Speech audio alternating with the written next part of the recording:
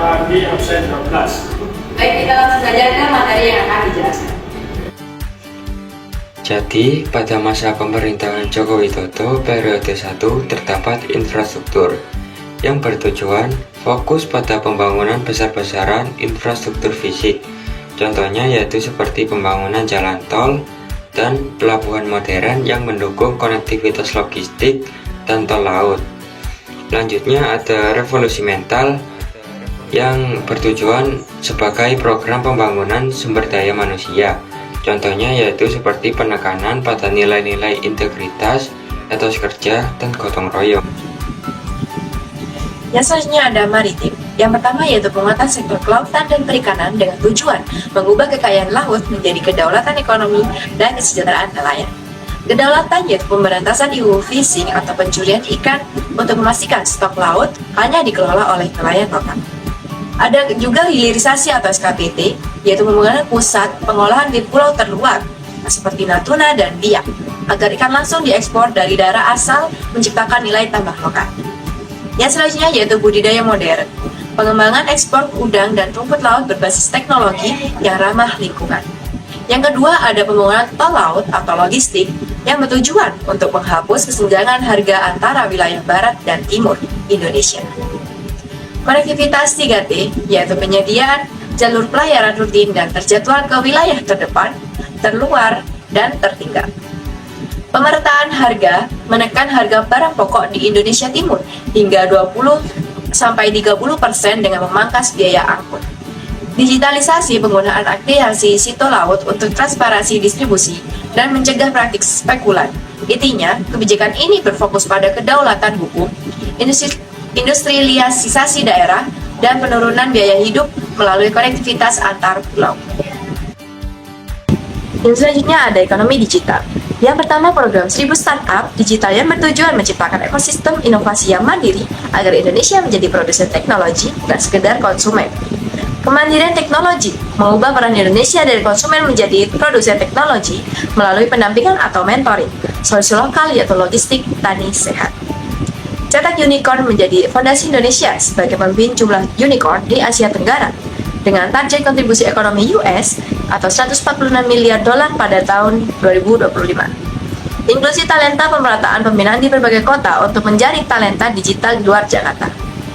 Yang kedua ada penguatan ekonomi kreatif atau Backcraft yang bertujuan mengonversi ide kreatif dan budaya menjadi kekuatan ekonomi yang memiliki nilai jual tinggi. Hilirisasi ide yaitu fokus pada 17 subsektor atau film, musik, game, dan lain-lain, dan penguatan haki agar karya memiliki nilai komersial dan terlindungi hukum.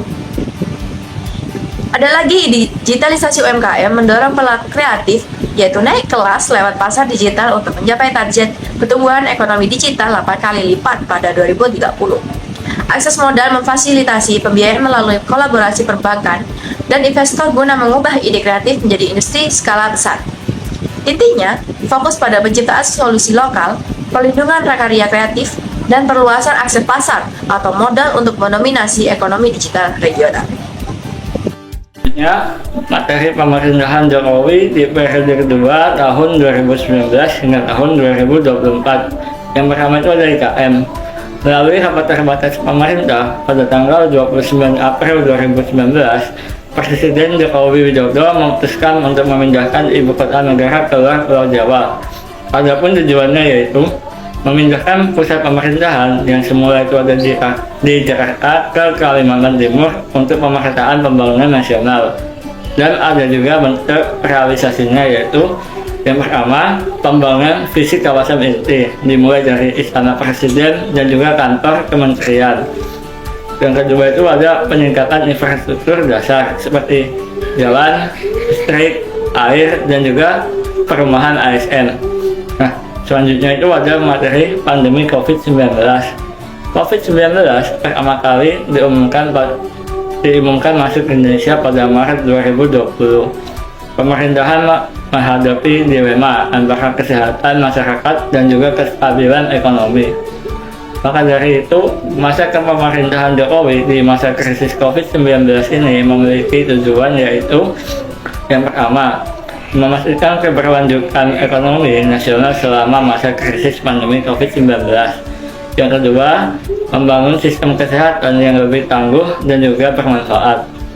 Adapun bentuk realisasinya yaitu yang pertama, implementasi PSBB dan juga PPKM di berbagai wilayah. Yang kedua, bantuan sosial atau bansos yang disalurkan kepada masyarakat yang terdampak selama masa krisis pandemi COVID-19.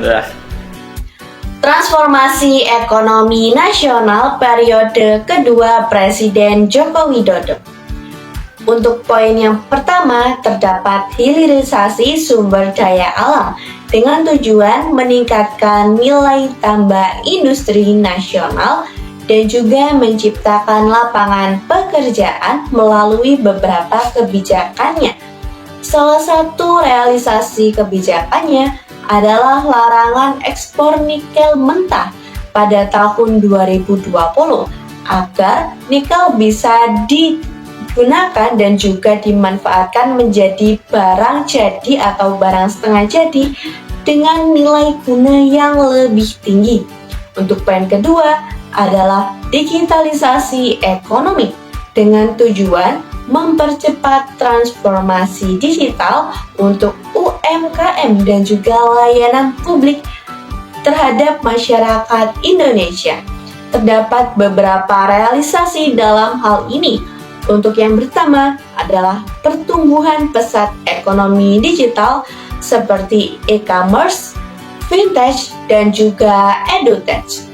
Selanjutnya adalah digitalisasi layanan pemerintah seperti yang sering kita temui yaitu e-office, e-payment, dan juga e-katalog.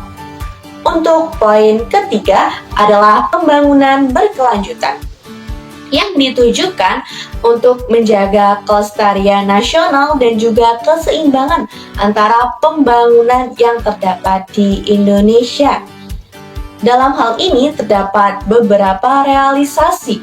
Untuk realisasi yang pertama adalah transisi energi melalui pembangunan PLTS. Pembangunan PLTS ini ditujukan supaya bisa memberikan energi terbarukan berupa sinar matahari yang ditransformasikan menjadi energi listrik yang sangat dibutuhkan pada era saat ini. Politik global dan diplomasi internasional.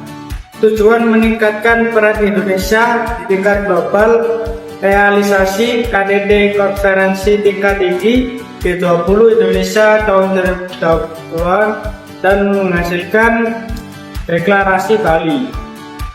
Dalam pertemuan G20 di Bali, transformasi ekonomi digital membahas 3 isu utama, yakni konektivitas dan pemulihan pasca pandemi COVID-19, kemampuan digital dan literasi digital, serta arus data lintas batas negara.